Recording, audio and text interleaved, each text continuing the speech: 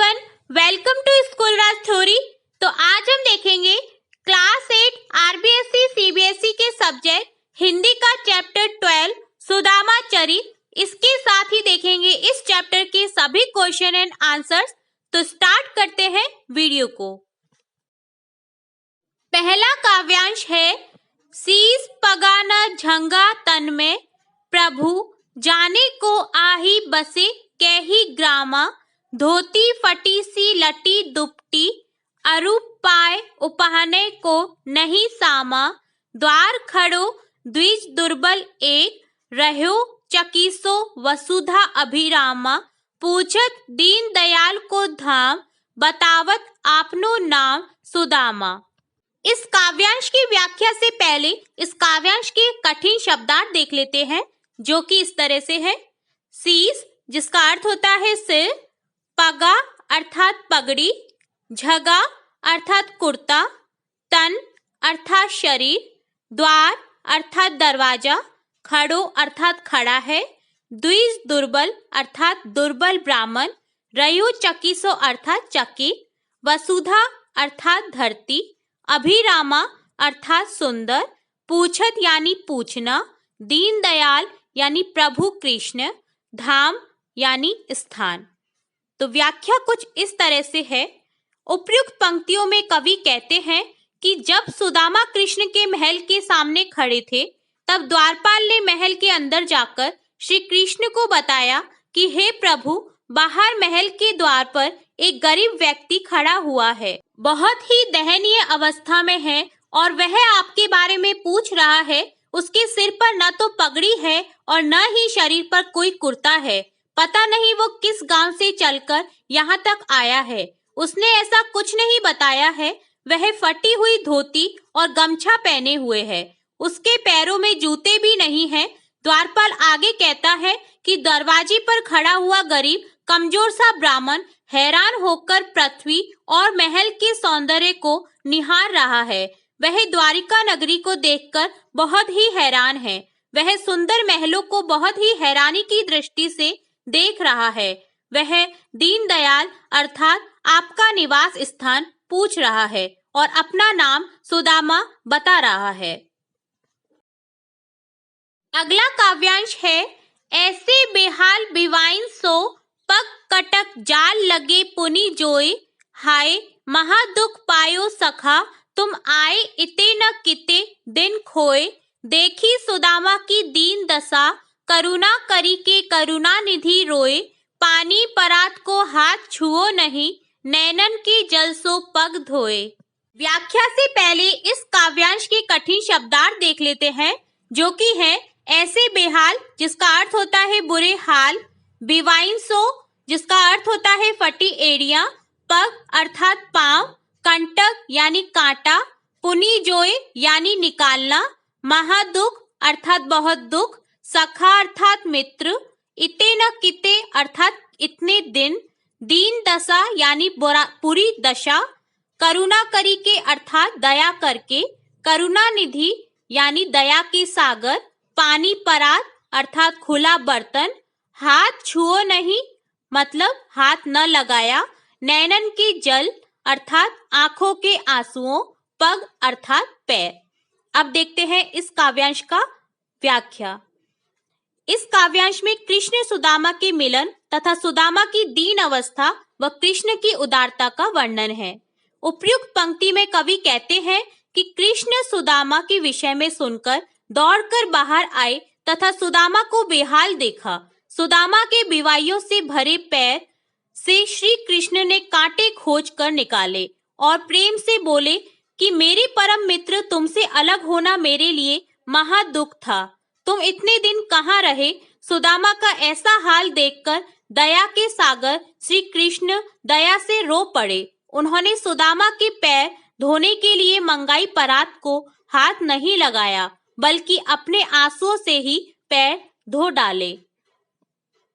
अगला काव्यांश है कछु भाभी हमको दियो, सो तुम काहे न दे, चापी पोटरी कांक में, रहे कहो कही हेतु, आगे चना गुरु मातु दयते, जय तुम चाबी हमें नहीं दीने, श्याम कयो मुस्काए सुदामा सो, चोरी की बान में हो जू प्रवीणे, पोटरी कांख में चापी रहे तुम, खोलत नाही सुधा रस भीने, पाछीली बानी अजो न तजो तुम, तैसे ही भाभी के तंदुल कीने।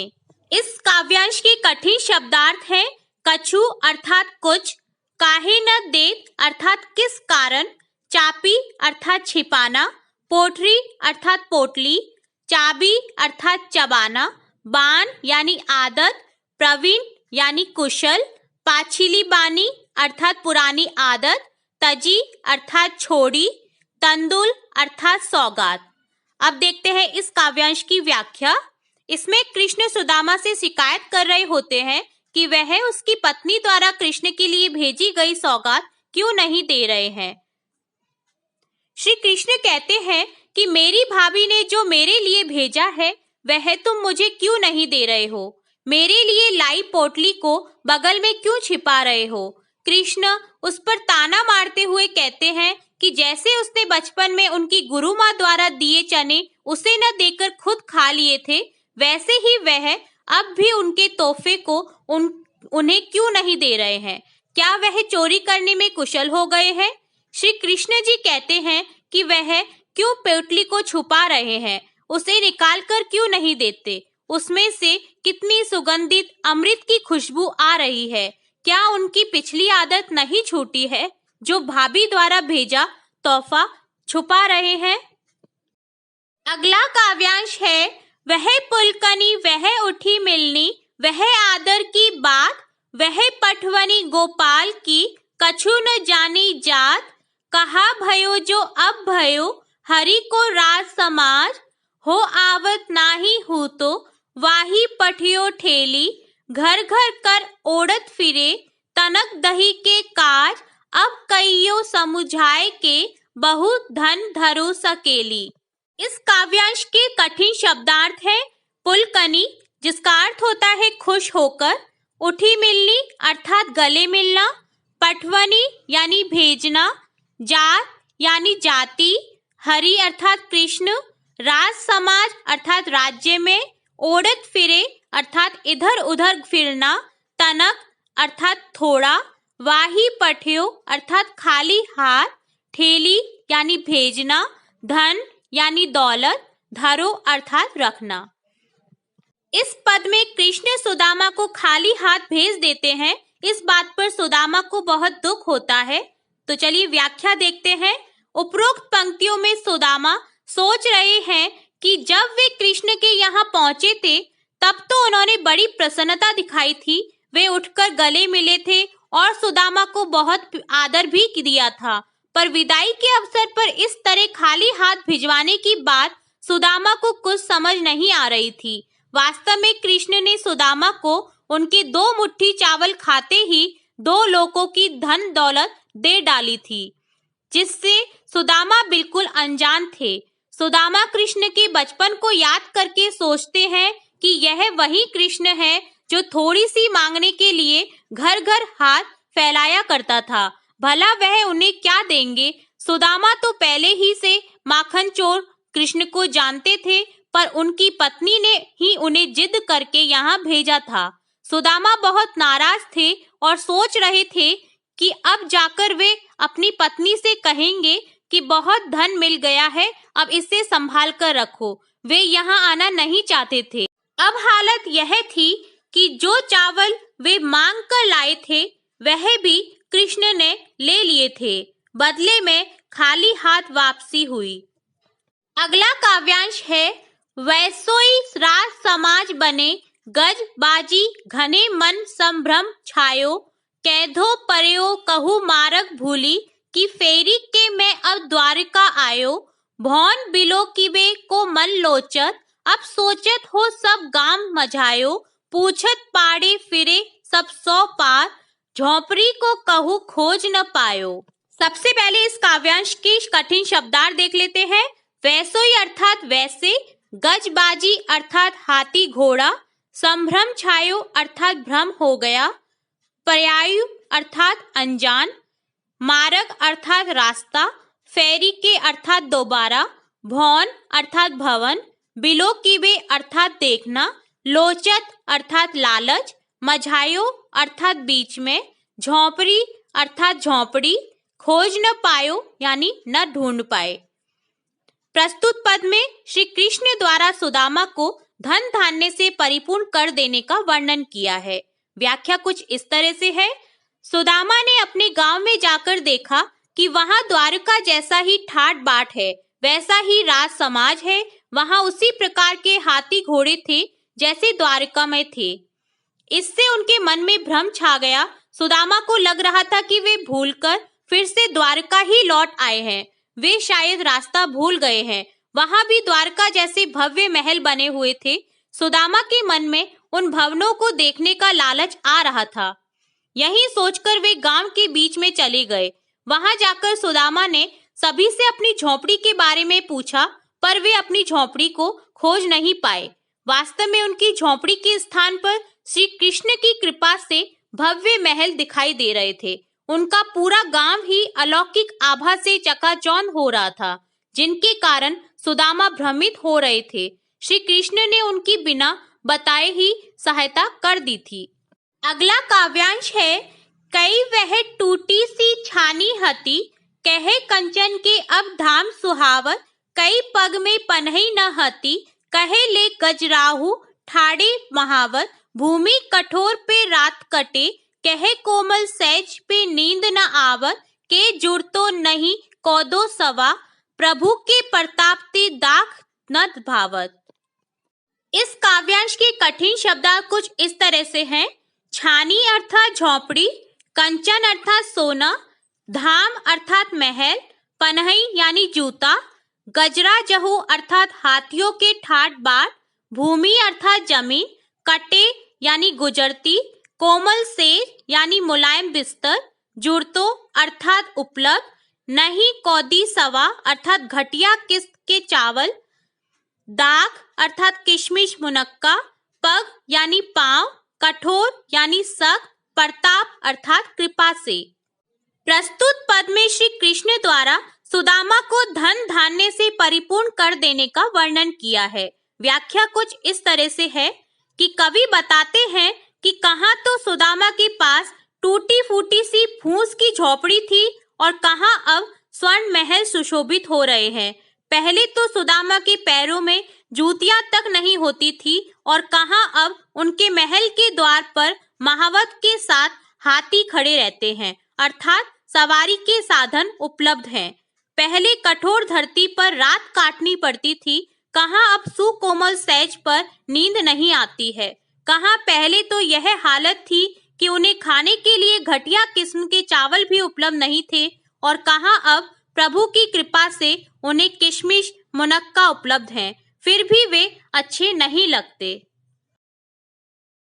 अब हम करेंगे इस चैप्टर के सभी कठिन शब्दार्थ। वैसे हमने सभी कठिन शब्दार्थ सभी काव्यांशों के साथ साथ ही देख लिए थे, फिर भी एक बार फिर से रिपीट कर लेते हैं।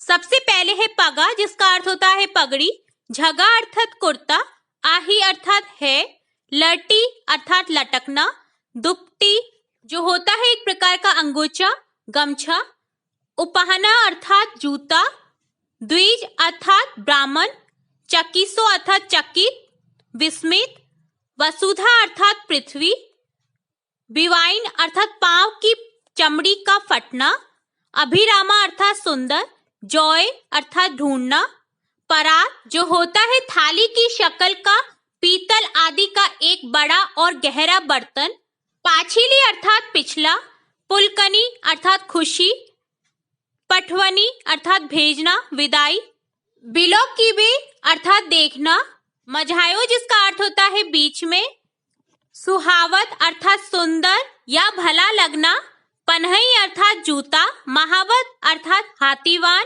और लास्ट है जूरत जिसका अर्थ होता है बहादुरी या साहस। अब हम करेंगे इस चैप्टर का अभ्यास कार्य। सबसे पहले है कविता से, जिसमें क्वेश्चन फर्स्ट है, सुदामा की दीन दशा देखकर श्री कृष्ण की क्या मनोदशा हुई, अपने शब्दों में लिखिए। आंसर देखते हैं। आंसर है, सुदामा की दीन दशा को देखकर दुख के कारण श्री कृष्ण की आंखों से अश्रुधारा बहने लगी। उन्होंने सुदामा के पैरों को धोने के लिए पानी मंगवाया, परंतु उनकी आंखों से इतने आंसू निकले कि उन्हीं आंसुओं से सुदामा के पैर धुल गए। नेक्स्ट क्वेश्चन सेकंड है, पानी परात को हाथ छुओ नहीं, नैनन के जल सु पग धोए पंक्ति में वर्णित भाव का वर्णन अपने शब्दों में कीजिए। आंसर देखते हैं। आंसर है, प्रस्तुत दोहे में यह कहा गया है कि जब सुदामा दीनहीन अवस्था में कृष्ण के पास पहुंचे तो कृष्ण उन्हें देखकर व्यथित हो उठे। श्री कृष्ण ने सुदामा के आगमन पर उनके पैरों को धोने के लिए परात में पानी मंगवाया, परंतु सुदामा की दुर्दशा देखकर श्री कृष्ण को इतना कष्ट हुआ कि वे स्वयं रो पड़े और उनके आंसुओं से ही सुदामा के पैर धुल गए, अर्थात परात में लाया जल व्यर्थ हो गया। नेक्स्ट क्वेश्चन थर्ड है, चोरी की बान में हो जो प्रवीणे, कै है उपयुक्त पंक्ति कौन किससे कह रहा है? ख है इस कथन की पृष्ठभूमि स्पष्ट कीजिए। ग है इस उपालम अर्थात शिकायत के पीछे कौन सी पौराणिक कथा है? तो चलिए तीनों ही क्वेश्चन के आंसर देखते हैं। सबसे पहले आंसर है कै, उपयुक्त पंक्ति श्री कृष्ण अपने बाल सखा सुदामा से कह रहे हैं। ख का आंसर है, अपनी पत्नी द्वारा दिए गए चावल संकोचवश सुदामा श्री कृष्ण को भेंट स्वरूप नहीं दे पा रहे हैं, परंतु श्री कृष्ण सुदामा पर दोषारोपण करते हुए इससे चोरी कहते हैं और कहते हैं कि चोरी में तो तुम पहले से ही निपुण हो। कै क्वेश्चन का आंसर है, बचपन में जब कृष्ण और सुदामा साथ साथ संदीपन ऋषि के आश्रम में अपनी अपनी शिक्षा ग्रहण कर रहे थे, तभी एक बार जब श्री कृष्ण और सुदामा जंगल में लकड़ियां एकत्र करने जा रहे थे, तब गुरु माता ने उन्हें रास्ते में खाने के लिए चने दिए थे। सुदामा श्री कृष्ण को बिना बताए चोरी से चने खा लेते हैं। श्री कृष्ण उसी चोरी का उपालम सुदामा को देते हैं। नेक्स्ट क्वेश्चन फिफ्थ है, द्वारका से खाली हाथ लौटते समय सुदामा मार्ग में क्या क्या सोचते आ रहे थे? वह कृष्ण के व्यवहार से क्यों खींच रहे थे? सुदामा के मन की दुविधा को अपने शब्दों में प्रकट कीजिए। चलिए इस क्वेश्चन का आंसर देखते हैं। आंसर है, द्वारका से खाली हाथ लौटते समय सुदामा का मन बहुत दुखी था। वे कृष्ण द्वारा अपने प्रति किए गए व्यवहार के बारे में सोच रहे थे कि जब वे कृष्ण के पास पहुंचे तो कृष्ण ने आनंद पूर्वक उनका आतिथ्य सत्कार किया था। क्या वह सब दिखावटी था? वे कृष्ण के व्यवहार से खींच रहे थे क्योंकि उन्हें आशा थी कि श्री कृष्ण उनकी दरिद्रता को दूर करने के लिए धन दौलत देकर विदा करेंगे, परंतु श्री कृष्ण ने उन्हें चोरी की उल्हाना देकर खाली हाथ ही वापस भेज दिया। नेक्स्ट क्वेश्चन 6 है, अपने गांव लौटकर जब सुदामा अपनी झोपड़ी नहीं खोज पाए तब उनके मन में क्या क्या विचार आए? कविता के आधार पर स्पष्ट कीजिए। आंसर देखते हैं। आंसर है, द्वारका से लौटकर सुदामा जब अपने गांव वापस आए तो अपनी झोपड़ी के स्थान पर बड़े बड़े भव्य महलों को देखकर सबसे पहले तो उनका मन भ्रमित हो गया कि कहीं मैं घूम फिर कर वापस द्वारका ही तो नहीं चला आया। फिर भी उन्होंने पूरा गांव छानते हुए सबसे पूछा, लेकिन उन्हें अपनी झोपड़ी नहीं मिली। नेक्स्ट क्वेश्चन 7 है, निर्धनता के बाद मिलने वाली संपन्नता का चित्रण कविता की अंतिम पंक्तियों में वर्णित है, उसे अपने शब्दों में लिखिए। चलिए आंसर देखते हैं। आंसर है, श्री कृष्ण की कृपा से निर्धन सुदामा की दरिद्रता दूर हो गई। जहां सुदामा की टूटी फूटी सी झोपड़ी रहा करती थी, वहां अब सोने का महल खड़ा है। कहां पहले पैरों में पहनने के लिए चप्पल तक नहीं थी, वहां अब घूमने के लिए हाथी घोड़े हैं। पहले सोने के लिए केवल वह कठोर भूमि थी और अब शानदार नरम मुलायम बिस्तरों का इंतजाम है। कहां पहले खाने के लिए चावल भी नहीं मिलते थे और आज प्रभु की कृपा से खाने को मनचाही चीज उपलब्ध है, परंतु वे अच्छे नहीं लगते। नेक्स्ट पार्ट है कविता से आगे, जिसमें क्वेश्चन फर्स्ट है, द्रुपद और द्रोणाचार्य भी सहपाठी थे, इनकी मित्रता और शत्रुता की कथा महाभारत से खोजकर सुदामा के कथानक से तुलना कीजिए। आंसर देखते हैं। श्री कृष्ण और सुदामा बचपन में ऋषि संजीवनी के गुरुकुल में साथ साथ शिक्षा ग्रहण करते थे। ये दोनों ही घनिष्ठ मित्र थे। इसी तरह द्रुपद और द्रोण भी महर्षि भारद्वाज के आश्रम में साथ साथ शिक्षा करते थे। द्रुपद राजा के पुत्र थे तो द्रोण महर्षि भारद्वाज के।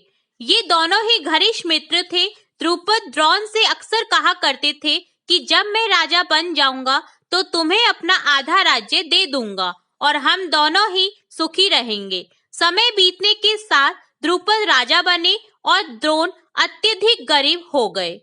वे द्रुपद के पास कुछ सहायता पाने के उद्देश्य से गए।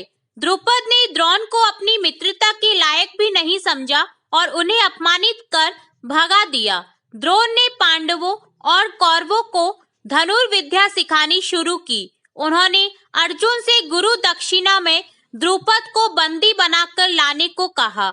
अर्जुन ने ऐसा ही किया।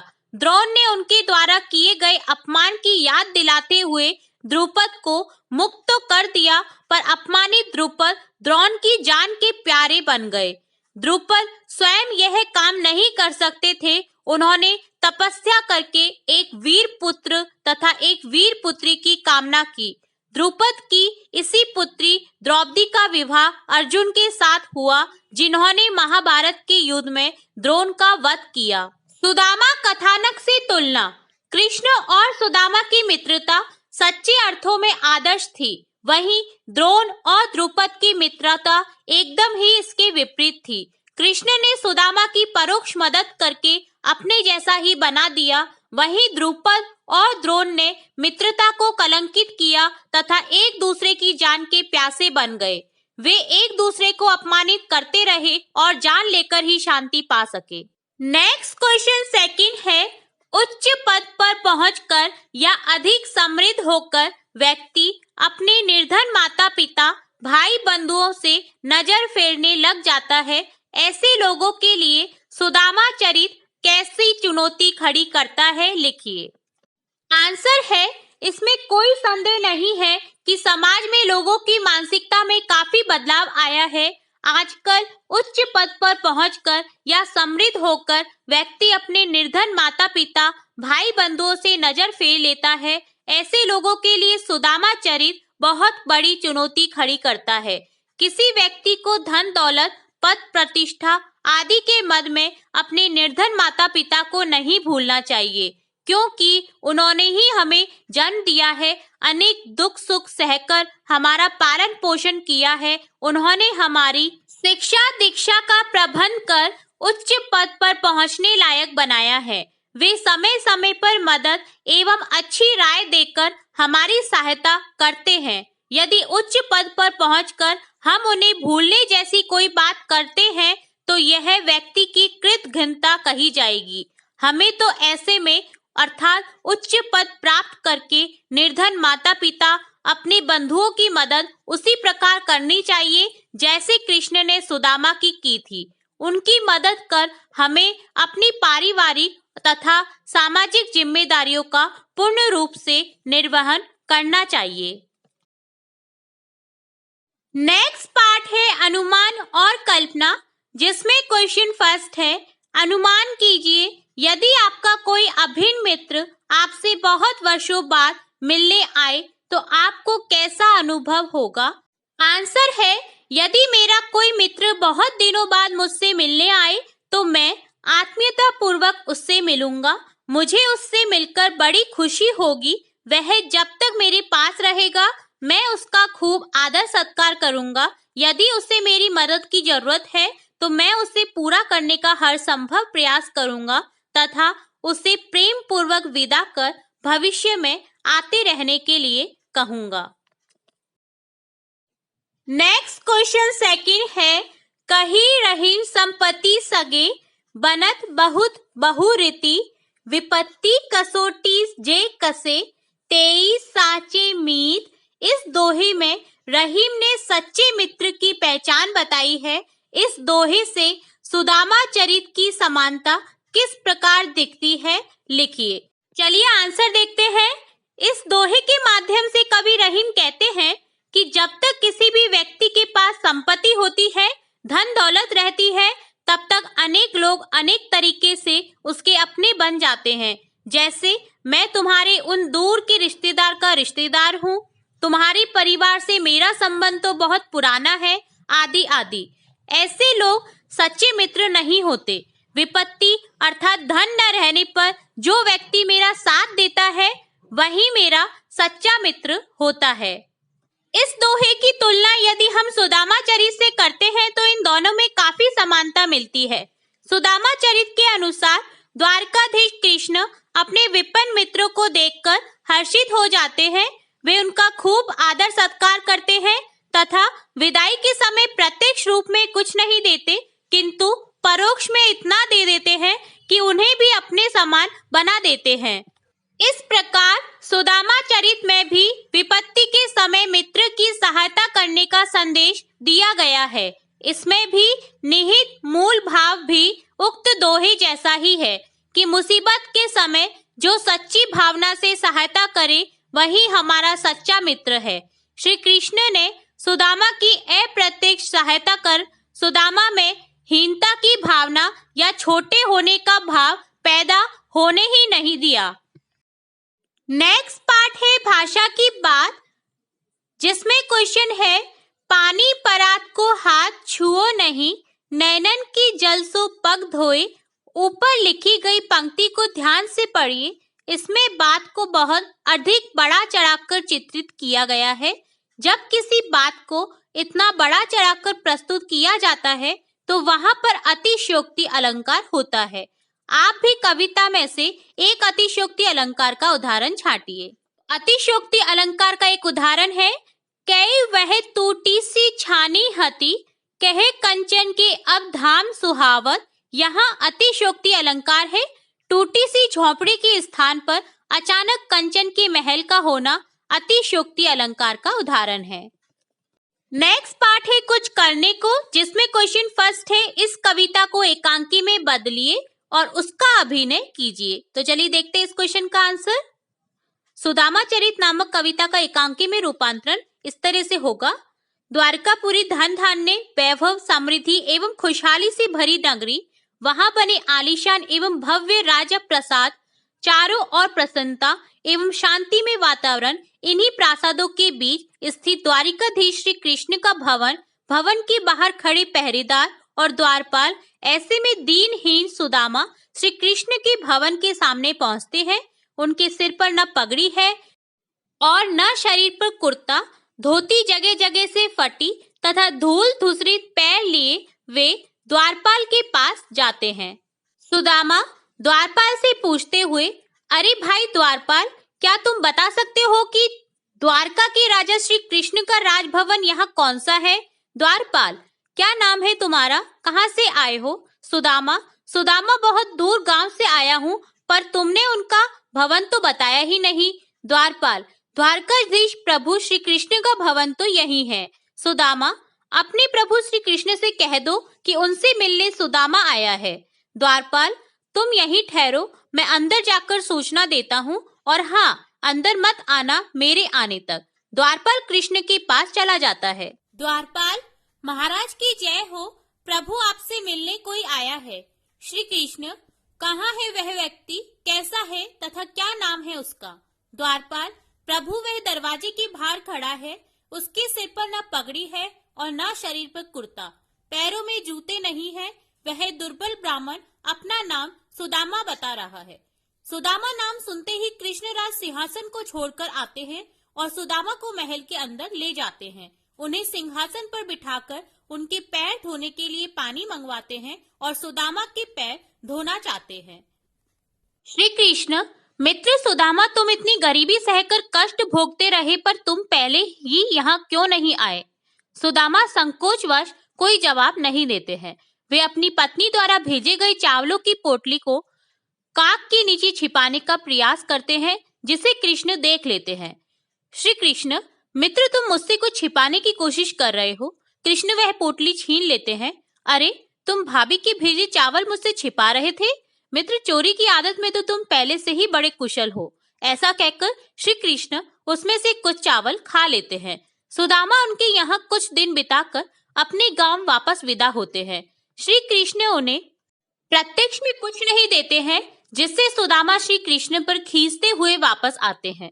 सुदामा अपने आप से कहते हैं, कृष्ण तो दिखावे के लिए कितना आदर सत्कार करता रहा, पर आते समय कुछ भी नहीं दिया। यह भी नहीं सोचा कि ब्राह्मण को खाली हाथ विदा नहीं करते हैं। अरे यह वही कृष्ण है जो जरा सा दही के लिए हाथ फैलाए फिरता था। यह मुझे क्या देगा?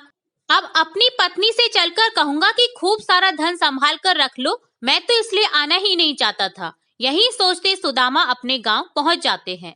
सुदामा, अरे यहाँ तो सारे भवन तथा सब कुछ द्वारका जैसा ही है। कहीं मैं रास्ता भूलकर वापस पुनः द्वारका तो नहीं आ गया? मैं तो भ्रमित हो गया हूँ। सुदामा गांव के एक व्यक्ति से, क्या तुम बता सकते हो कि यही सुदामा नामक गरीब ब्राह्मण की झोपड़ी हुआ करती थी, वह कहाँ है? व्यक्ति, अरे तुम सुदामा की राजमहल के सामने ही तो खड़े हो। उनकी झोपड़ी की जगह यह राजमहल बन गया है। इशारा करते हुए, वह देखो अंदर उनकी पत्नी रानियों के परिधान में खड़ी है। सुदामा अपनी पत्नी को पहचानते हैं और अंदर जाते हैं। अपने मित्र की महिमा से मैं कितना अनजान था, अब सब समझ गया। तो ये था सुदामा चरित कविता का एकांकी रूप। छात्र इस एकांकी का अभिनय स्वयं करें। नेक्स्ट क्वेश्चन सेकंड है, कविता के उचित सह स्वर वाचन का अभ्यास कीजिए। तो छात्र कविता का सह स्वर वाचन स्वयं करें। नेक्स्ट क्वेश्चन थर्ड है, मित्रता संबंधी दोहों का संकलन कीजिए। आंसर देखते हैं। मित्रता संबंधी दोहे निम्नलिखित हैं के आपत्ति काल परखिए चारी, धीरज धर्म मित्र अरुनारी, जो न मित्र दुख होई दुखारी, तिनहि बिलोकत पातक भारी। यह दोहा तुलसीदास द्वारा रचित है। खे कहे रहीम संपत्ति सगे, बनत बहुत बहु रीत, विपत्ति कसोटी जय कसे, 23 सांचे मीत। यह दोहा रहीम द्वारा रचित है। तो ये था कंप्लीट चैप्टर सुदामा चरित, जिसमें हमने कविता के भावार्थ के साथ साथ सभी क्वेश्चन एंड आंसर्स स्टार्टिंग से लेके एंड तक कंप्लीट किए हैं। कठिन शब्दार्थ भी देखे हैं। फिर भी आपको किसी क्वेश्चन में कोई डाउट हो, कोई क्वेरी हो, तो आप कमेंट बॉक्स में कमेंट करके पूछ सकते हैं। हम फिर मिलते हैं नेक्स्ट वीडियो में नेक्स्ट चैप्टर के साथ।